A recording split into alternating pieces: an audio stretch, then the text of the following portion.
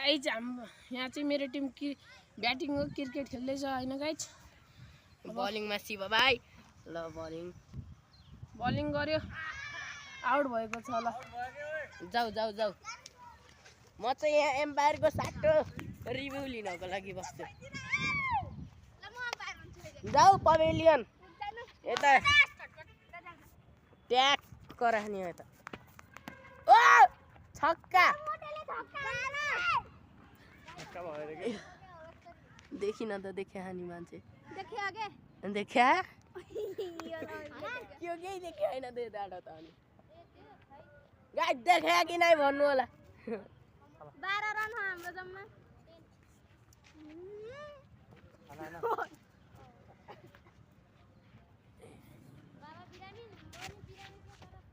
ओहो दामी स्पिन भइदिरा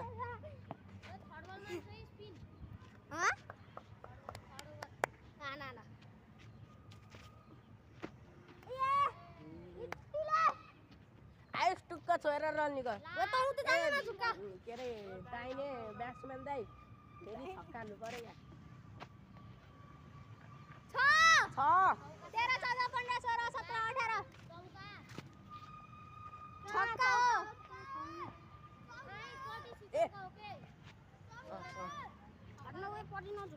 त्यो अझै अगाडि पुग्नु पर्छ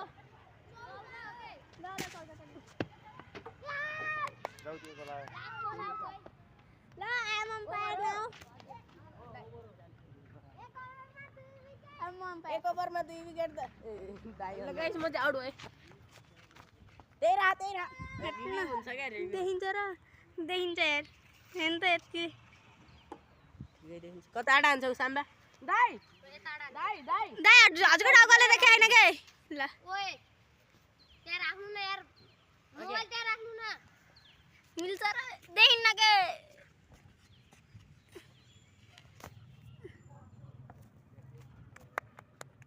कति आउट भएको अनि कस्तो टट्ट छोथ्यो त्यो पनि एज लाग्थ्यो दाइको हात अब त्यस्तो ओ चौका 18 दाइले स्विपमा खेल्दिनु 13 थियो 12 थियो रन हैन 14 थियो ए 12 13 14 15